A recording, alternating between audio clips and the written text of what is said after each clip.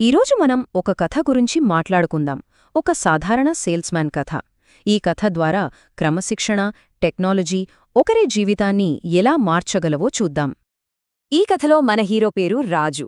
తను స్నాక్స్ అమ్ముతాడు. మన అందరికీ తెలుసు ఈ ఫీల్డ్లో పోటీ ఏ రేంజ్లో ఉంటుందో. ఇలాంటి పోటీ ప్రపంచంలో తన లక్ష్యాల్ని చేరుకోవడానికి రాజు రోజు కష్టపడుతున్నాడు. కాని రాజుకి ఒక పెద్ద సమస్య ఉండేది. అది తన కెరియర్నే దెబ్బతీసేంత పెద్ద సమస్య. అయితే ఆ సమస్య తన స్కిల్స్లో లేదు, తన అలవాట్లలో ఉంది. అవును, ఆ సమస్య క్రమశిక్షణ లేకపోవడం, డిసిప్లిన్ అన్నమాట. సరే, అసలు ఈ డిసిప్లిన్ లేకపోవడం వల్ల రాజు జీవితంలో ఏం జరిగింది, అతను దాని నుండి ఎలా బయటపడ్డాడు, ఇప్పుడు వివరంగా చూద్దాం. ముందుగా రాజు జీవితంలో మార్పు రాకముందు తన పనితీరు ఎలా ఉండేదో ఒకసారి చూద్దాం. అతని నెలవారీ రిపోర్ట్ చూస్తేనే పరిస్థితి మొత్తం అర్థమైపోతుంది. నెలలో 4 రోజులు ఆబ్సెంట్ అవ్వడం, రోజూ లేట్గా రావడం, డిఎంఎస్ పంచింగ్ అస్సలు సరిగ్గా చెయ్యకపోవడం, ఒక్క ఆర్డర్ కూడా రియల్ టైంలో చేయలేదు, వెళ్లాల్సిన రూట్ కూడా పూర్తిగా కవర్ చేయలేదు. ఇన్ని తప్పులుంటే ఎలా? సరే, ఈ అలవాట్ల వల్ల మార్కెట్లో రాజుకి ఎలాంటి నష్టాలొచ్చాయో ఇప్పుడు చూద్దాం. మార్కెట్ ఉదయం 10 గంటలకే పీక్స్లో ఉంటుంది. కాని మన రాజుగారు ఎప్పుడొస్తారో తెలుసా? మధ్యాహ్నం 12 గంటలకు. అప్పటికే జరగాల్సిన బిజినెస్ సగానికి సగం జరిగిపోతుంది. స్నాక్స్ బిజినెస్ అంటేనే అంత. చూసి వెంటనే కొనేస్తారు. టైమింగ్ మిస్ అయితే ఇంకేముంది, మన బిజినెస్ వేరే వాళ్ళకి వెళ్ళిపోయినట్టే. అంత సింపుల్. అంటే రోజూ మధ్యాహ్నం 12కి రావడం వల్ల పని మొదలుపెట్టక ముందే తను రోజులో చెయ్యాల్సిన అమ్మకాల్లో సగం కోల్పోతున్నాడు. ఆలోచించండి, ఎంత పెద్ద నష్టమో. ఈ టేబుల్ చూస్తే అస్సలు విషయం అర్థమవుతుంది. ప్రతి చిన్న తప్పు ఎంత పెద్ద సమస్యగా మారిందో చూడండి.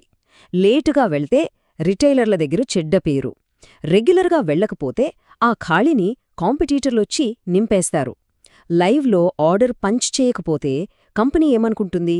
ఇతనసలు షాపుకే వెళ్లట్లేదు, ఫేక్ ఆర్డర్లు కొడుతున్నాడని అనుకుంటుంది. చూసారా, ఇలా ప్రతి తప్పు తన కెరియర్నే దెబ్బతీసింది. ఏదో ఒకటి మారాలి కదా. ఆ మార్పుకి కారణం ఒకే ఒక్క సలహా.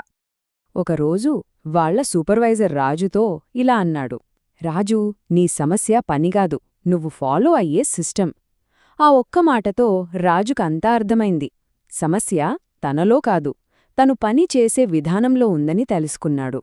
అంటే కష్టపడటం ముఖ్యం కాదు, ఒక సిస్టమ్ ప్రకారం కష్టపడటం ముఖ్యం. ఆ సిస్టమే డిఎంఎస్ అంటే డిస్ట్రిబ్యూటర్ మేనేజ్మెంట్ సిస్టమ్. మరి ఈ కొత్త సిస్టమ్ అతని అలవాట్లను ఎలా మార్చిందో చూద్దాం. మార్పు చూడండి ఎంత అద్భుతంగా ఉందో. ఇంతకుముందు మధ్యాహ్నం 12 గంటలకొచ్చే రాజు ఇప్పుడు ఉదయం 9:55కే పంచింగ్ చేస్తున్నాడు. ఎప్పుడో రాత్రిపూట ఆర్డర్లు కొట్టేవాడు ఇప్పుడు ఎప్పటికప్పుడు లైవ్లో ఆర్డర్లు కొడుతున్నాడు. డిఎంఎస్ వాడటమే తెలియనివాడు ఇప్పుడు మొత్తం సిస్టంతోనే సేల్స్ చేస్తున్నాడు. దీనివల్ల రోజుకి 40 ప్రొడక్టివ్ కాల్స్ చేయగలుగుతున్నాడు. క్రమశిక్షణ అలవడిన తరువాత రాజు డిఎంఎస్ను కేవలం ఆర్డర్లు కొట్టడానికి మాత్రమే కాదు, ఒక స్ట్రాటజీ కోసం వాడటం మొదలుపెట్టాడు. ఇక్కడొక ఆసక్తికరమైన ప్రశ్న. డిఎంఎస్ డేటాతో తన సేల్స్ని డబుల్ ఎలా చేశాడు? అదే అసలు మ్యాజిక్. చాలా సింపుల్ కానీ పవర్ఫుల్ స్ట్రాటజీ.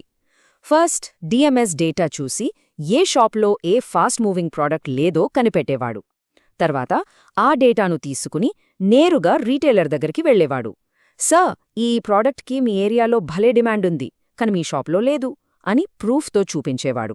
ఇంకేముంది, ఆధారాలతో సహా చూపిస్తే ఏ రీటైలరైనా ఒప్పుకోకేం చేస్తాడు? వెంటనే ఆర్డర్ ఇచ్చేవాడు. దీనివల్ల ఇంకా చాలా లాభాలు జరిగాయి. స్టాక్ ఫ్రెష్గా ఉండేది, ఎక్స్పైరీ గొడవలు ఆగిపోయాయి. కంపెనీ వాళ్ల దృష్టిలో ఫేక్ ఆర్డర్లు కొట్టేవాడు నుండి ఎక్సలెంట్ కవరేజ్ ఇచ్చేవాడిగా పేరు తెచ్చుకున్నాడు. అన్నిటికన్నా ముఖ్యంగా టార్గెట్లు రీచ్ అయ్యి ఇన్సెంటివ్స్ కూడా సంపాదించడం మొదలుపెట్టాడు. సో ఫైనల్గా ఈ మార్పు వల్ల రిజల్ట్ ఏంటి చూద్దామా? ఈ నంబర్సే అన్నిటికీ సమాధానం. యాబ్సెంట్లు 0, డిఎంఎస్ పంచింగ్ 100% పర్ఫెక్ట్, రోజుకి 40 productive calls, beat coverage 100%, sales రెట్టింపయ్యాయి. అన్నిటికంటే ముఖ్యంగా కంపెనీ నమ్మకాన్ని పూర్తిగా తిరిగి సంపాదించుకున్నాడు. ఇది కదా అసలైన విజయమంటే. రాజు కథ మనందరికీ ఒక ముఖ్యమైన విషయం చెబుతుంది. చిన్న చిన్న మార్పులే పెద్ద పెద్ద విజయాలకు దారితీస్తాయి. ఈ రోజుల్లో ప్రపంచం చాలా వేగంగా ముందుకు వెళుతోంది. ఆ వేగాన్ని అందుకోవాలంటే మన ఆలోచనలు కూడా వేగంగా ఉండాలి. టెక్నాలజీని వాడుకుంటూ క్రమశిక్షణతో పనిచేస్తే ఎవరైనా విజయం సాధించవచ్చు.